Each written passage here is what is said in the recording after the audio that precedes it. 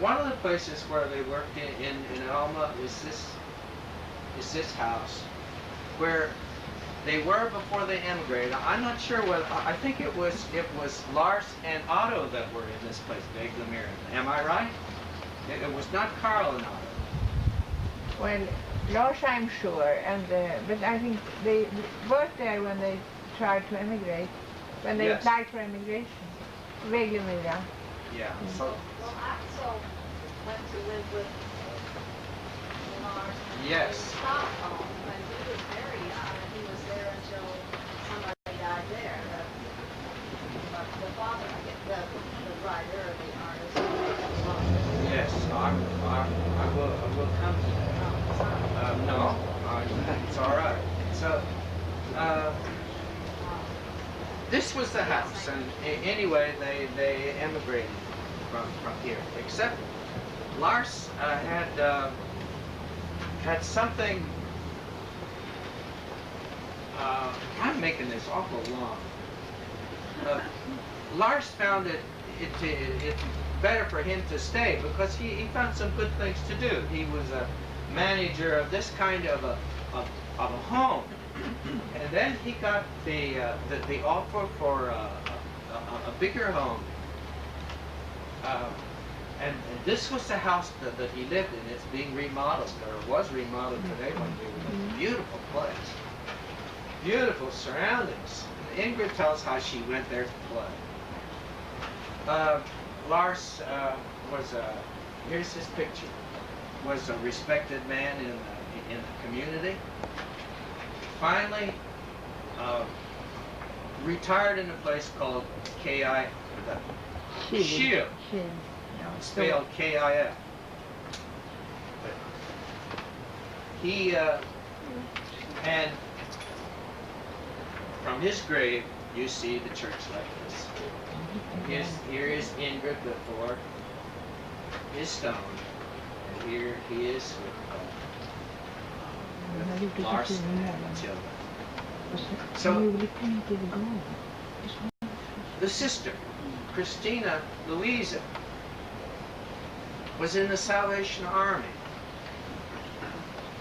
and looking in Stockholm records, we found this is one place where she was with the Salvation Army. Now, another part of the story that I missed, but we can pick it up here. The state church was pretty straight-laced, but about that time there was a religious revival in Sweden, and it began to affect folks even in Ulm. Now we mentioned the older brother, Nils Gustav.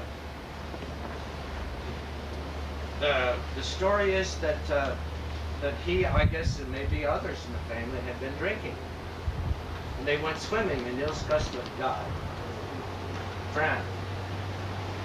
So we hear the others then, but we better do something about our lives. So this may be the way Christine Louisa got into the Salvation Army. So we tracked her down. Now, Axel's story. When the children were farmed out to different places, Axel went to live with his uncle, Lars Johan, who had gone to Uppsala University and become a newspaper correspondent, PhD, and was living in the old city of Stockholm, which is today a very, very special place to be. In streets like this, this is another building that Lars Johan lived along with. Well, now, another part of the story I'd like to know is what happened to Axel after Lars Johan died, and we pick him up next, having been married and with a child, and he lives in part of Stockholm called Kungsholm. In this area. Wasn't he a carpenter's apprentice at that time? Yes. And that's his skill when he came to this country. That skill. Yes. Yes. That's what he was doing when he was away. He told Dan and I once that they made coffins, and at night they'd fill the coffins with shavings and sleep in. Stockholm records are helpful because you can find out where people lived. So Axel and Maria lived here in this building, and in this one. This was about the time Mary was only alive. And then Ruth is born in here sometime. And then we find them here, but these buildings have been rebuilt. There was a street that went down that way.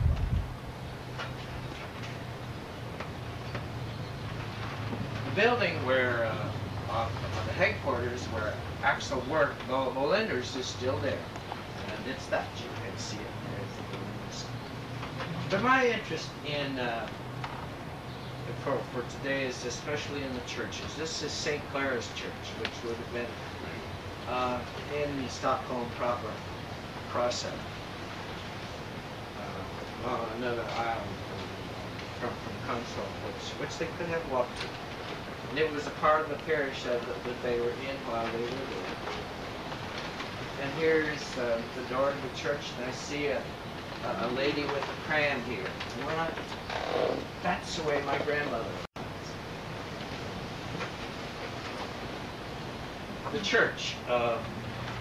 Ulrika Eleonora, am I right? Yes.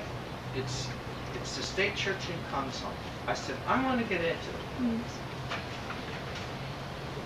Here's the door. Ingrid told me that the Lord let his face to shine on us.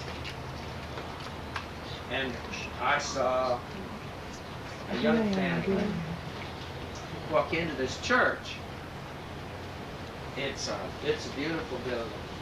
But this was not my interest. Again, it was the baptismal fount. It's not very clear about it. It's one of the most ornate baptismal things I've ever seen.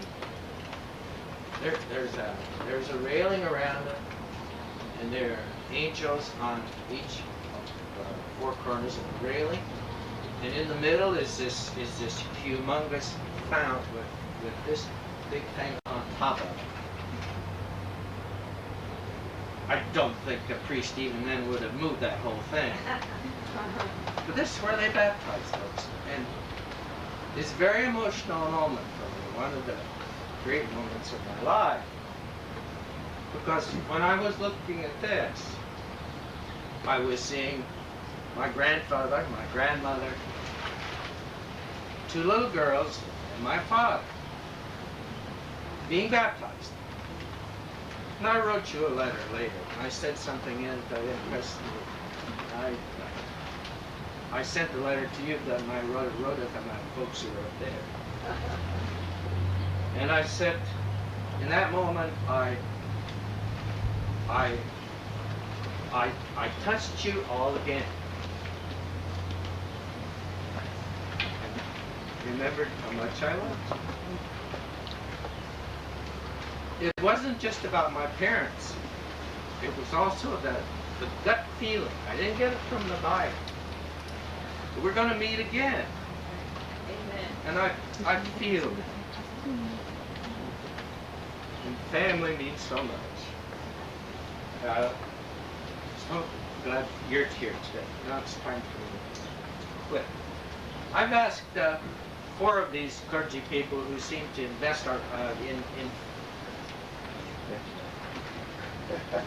infest our family to give, I said, 1 minute or paragraph sermons on family. Now, how do we have you listed here? First comes Carl. I've been interested in the disintegration of the family, and of course we hear it talked about in politics today. One of the conclusions I've come to is that the Western system of work have separated parents from their children, so that in order to make a living, one must leave one's home, one must leave one's children, in order to earn money to survive. So as I've gone on this line, I remembered my own experience here, and that is we were raised in this place with our parents. We worked with them, and I'm grateful for that experience. I'm sorry that millions of people don't have that. Jim? God says He puts the solitary together in families. I'm so grateful for the family that God puts us in. And I wanted to share with you just a little bit concerning what I believe is important in a family and why God puts us together in families. It can be called tough love. We care enough about each other to care what happens. You care enough about your children to make sure they don't run across the street and get hit by a car. You care about them enough, and there's that kind of care and there's that kind of love that's here in the family of God. And I believe it's very, very important. Caring enough to confront with the truth, and of course, the truth, the Word of God, is where we find the answers that we need for life. Because in the beginning, God created us. He has a plan for us. He is our manufacturer, and along with the manufacturer, He has the manufacturer's instructions. So that if we follow His instruction manual, our life will be one of blessing, joy, and peace. If we choose to disobey the manufacturer's instructions, we end up with all kinds of frustrations as a result of it. But God has created us, put us together, and fitting in with what Carl has said, we often go our own ways and we don't even sit down to eat together. We run such a rat race. We need to come back together, we need to sit down together, we need to eat together on a regular basis every day. And I'll add to that, to read the Word of God together as a family every day, even if it's just a paragraph or two. We did that with our family and really appreciated it. And then one closing verse in the book of Ecclesiastes. My final conclusion, fear God, obey His commandments, for this is the entire duty of man. For God will judge us for everything, including every hidden thing, good or bad.